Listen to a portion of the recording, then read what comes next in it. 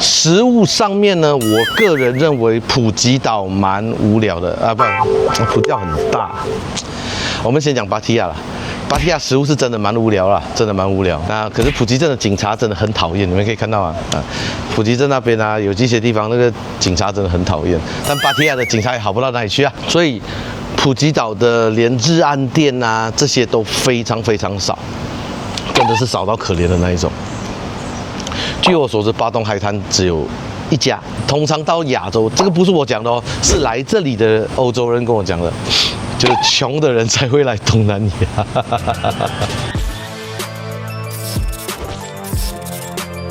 各位野球，欢迎来到可可以讲页面。好，这是我们在普吉岛的最后一个影片，然后应观众要求啊，我不知道为什么会收到这个东西，就我在我 IG 啊有 po 一些限动啊 story 的时候，就有观众希望我来谈谈普吉岛跟芭提雅。到底有什么不一样？适合怎么样的群众？那刚好我这两个地方，没有，普吉岛其实我不太熟，就芭提雅我稍微熟悉了一点点啊。那我就来比较一下这两个地方适合怎么样的人，这两个地方的氛围到底是怎么样。第一个当然要比较就是比较简单的啦，我们从机场到市区到底有多远？普吉岛很简单，我们在之前影片已经有介绍过了。从普吉岛的国际机场啊，因为它是一个岛，它就只有一个机场，你没有其他选择。到巴东海峡那边呢，那个市区大概是1个小时左右啊。那如果你是到普吉镇，大概是50分钟。芭提雅呢就比较复杂一点点啦，因为芭提雅不是一个岛，它是一个半岛左右吧，就是一个海滩这样子。一般上呢都是下曼谷机场嘛。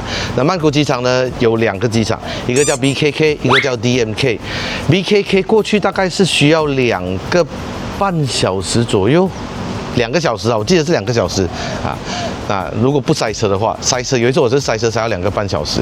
那 DMK 呢就比较里面点点，然后它也没有高速公路直达，所以你要抓2个半小时到3个小时，是稍微有点远。那如果你是下芭提雅旁边的 UTP 机场，那个机场我们之前拍过。UTP 机场的话，大概就是40分钟左右吧，看有没有塞车。我有一次30几分钟就到了啊，因为那时候顺畅无阻。这个所谓的40分钟左右是到市区的边缘，进去呢就是看造化、看运气、看人品啦啊，这就第一个。第二个就是费用上面啊，因为芭提雅你距离机场比较远嘛，大概包车大概都是1500到2000左右啊 ，UTP 就便宜一点啦，你直接叫 Grab 就可以了，叫 Grab 叫 Bolt 大概400块左右啊。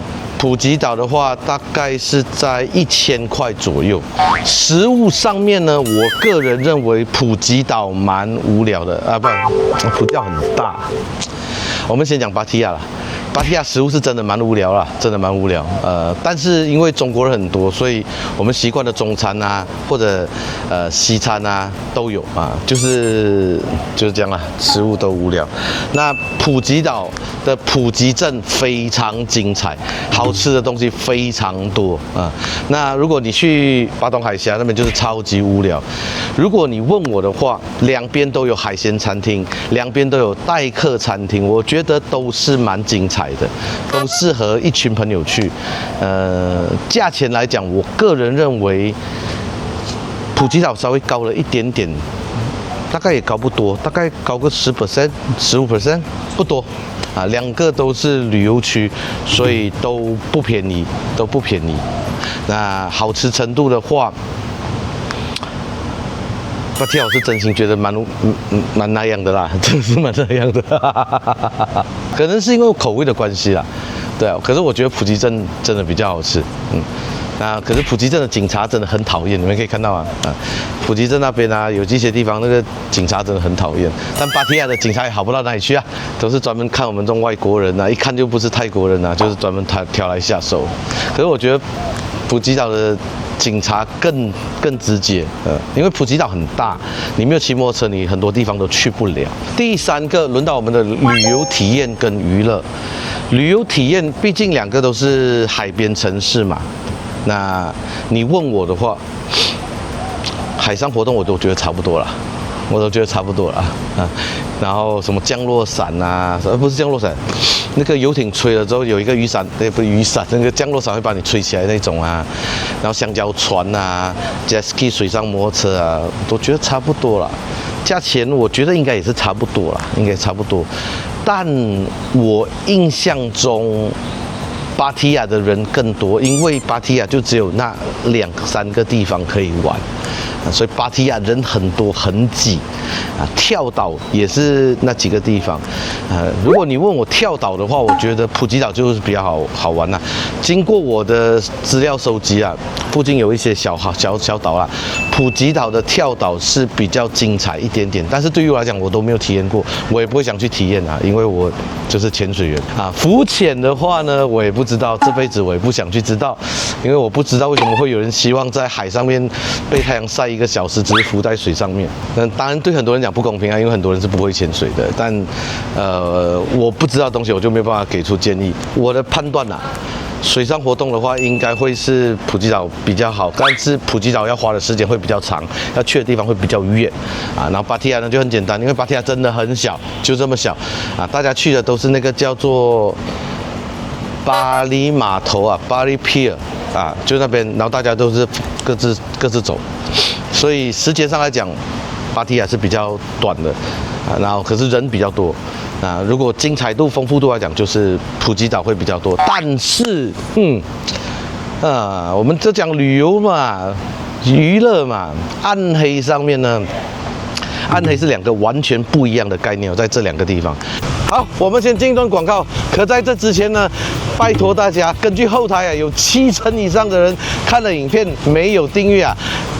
拜托大家帮忙订阅一下。有一个好消息要和大家分享，加密货币跟谈群啊，我们最近增加了1个助理、2个讲师，还有2个分析师，也就是我们之后呢，每个月都会有4堂以上的免费课程。我们每一个月都会有1门课专门给新手小白如何出金入金、手动开单，当然也有其他的不同的课程。另外，我们的策略群已经正式上线了，你们可以看到这里，我们会不定时的给出策略。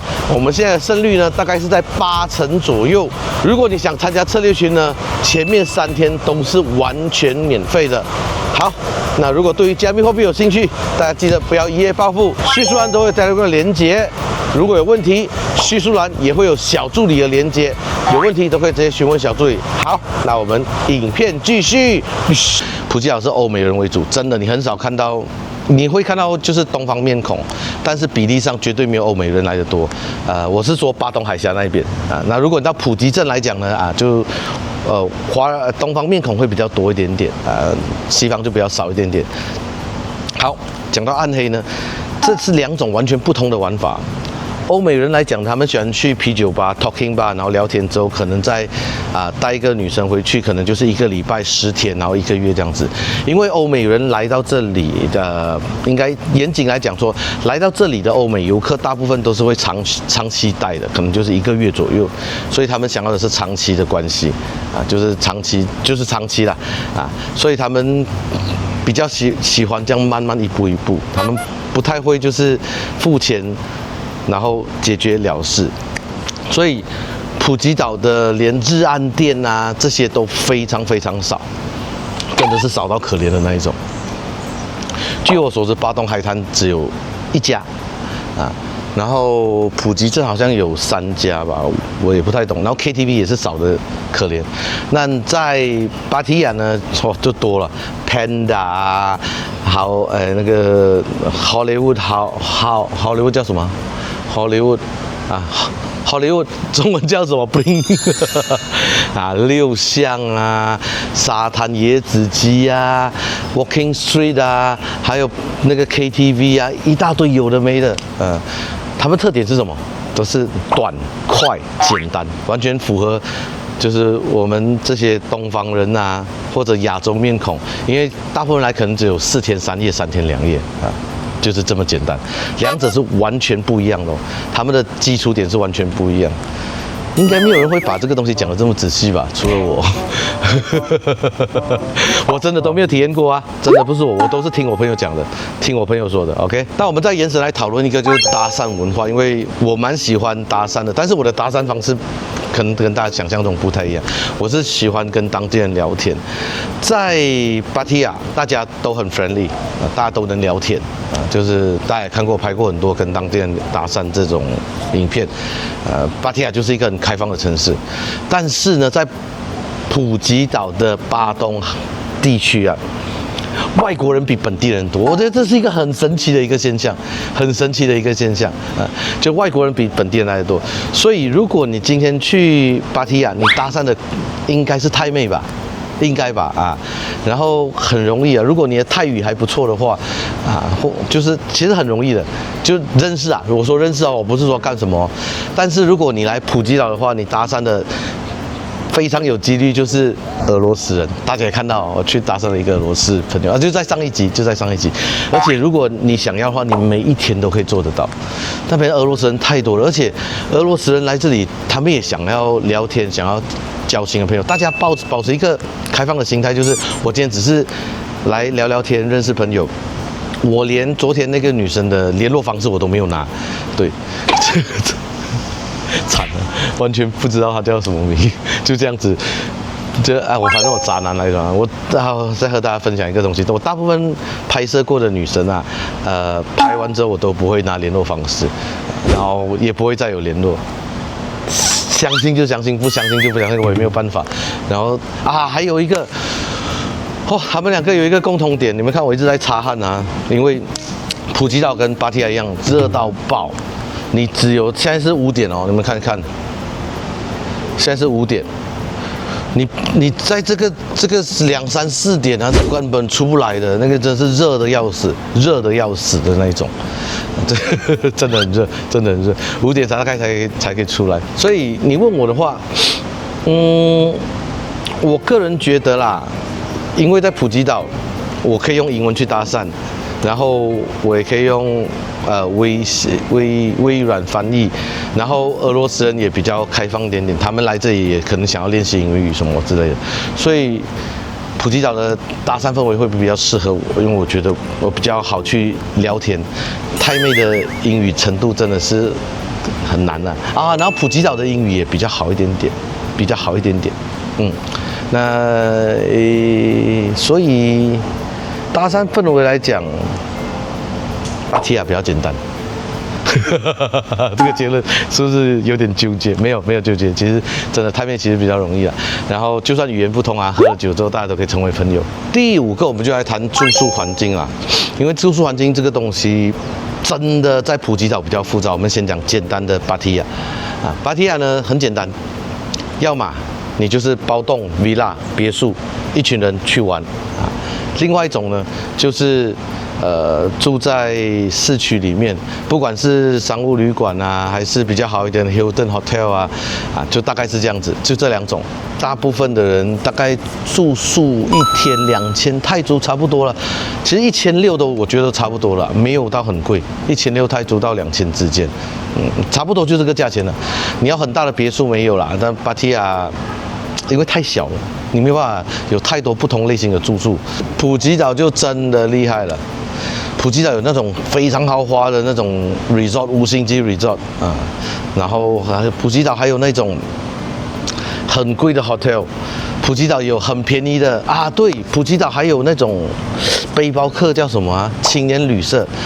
芭提雅很少，我最近刚有看到，就是那时候我去找帕泰的时候，他隔壁有一个床位卖400块泰铢但是芭提雅的青年旅社不多有，因为你知道吗？欧美人都喜欢住青年旅社，他们喜欢在那边交朋友，他们可以8个人睡一间房间，为什么？因为待的大部分都是20岁左右的人。那为什么20岁左右的人可以接受呢？因为他们本来就穷。这个影片我讲过很多次，我在我的影片讲过很多次，就是通常欧洲有钱人或者中等的人，他们会去玩哪里？会去玩希腊会去玩冰岛会去玩一些意大利的地方通常到亚洲，这个不是我讲的是来这里的欧洲人跟我讲的，就是穷的人才会来东南亚。我每次讲都会被骂，可是这个真的不是我讲的，是他们告诉我的。OK 然后普吉岛的价钱就真的是很贵，我看过1万块一个晚上的。然后在普吉镇呢，大概也是有几百泰铢一个晚上的，就是看你要怎么选择。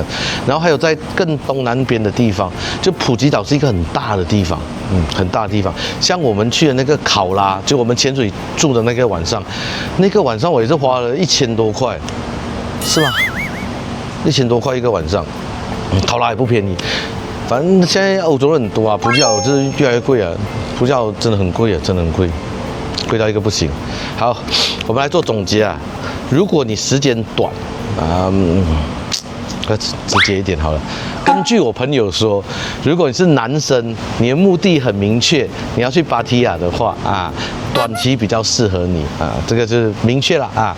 然后3、5好友4天3夜芭提雅啊，芭加雅就是你的首选啦。我上次在普吉岛的时候，我没有这么深度在玩，然后这次我玩了普吉岛的深度之旅之后，我发现如果再给我1、2个礼拜的话，或者有人赞助我住宿的话，我觉得我在普吉岛会玩得很开心，因为普吉岛很大，然后中间就是山脉啊。虽然它水下活动比较少，但是你可以感觉到很多不同人文的东西。我如果还有机会的话，我可能会花1个礼拜在普吉岛，然后好好住，然后好好走走，好好玩玩这样子。我真的觉得普吉岛很棒哎，怪不得这么多欧美人喜欢，因为你知道欧洲人啊，他们喜欢慢。他们可以1天去一个地方，1天做一件事情，所以欧洲人会比较喜欢普吉岛，不是没有道理。而且我现在慢慢是这种感觉了。好，那今天影片差不多到这里啊，非常感谢大家陪我走完了西米兰跟普吉岛这个系列。之后呢，我们就要开始去万象啦。如果没有意外的话，应该是直接去万象，因为本来要去芭提雅找他们，然后那个就这样啦。懂的都懂了，真的热哦。然后各位喜欢这个影片，大家就看到点赞、订阅之后打开小铃铛，飞猪看到分享出去。我们下一个影片见，拜拜，嘣。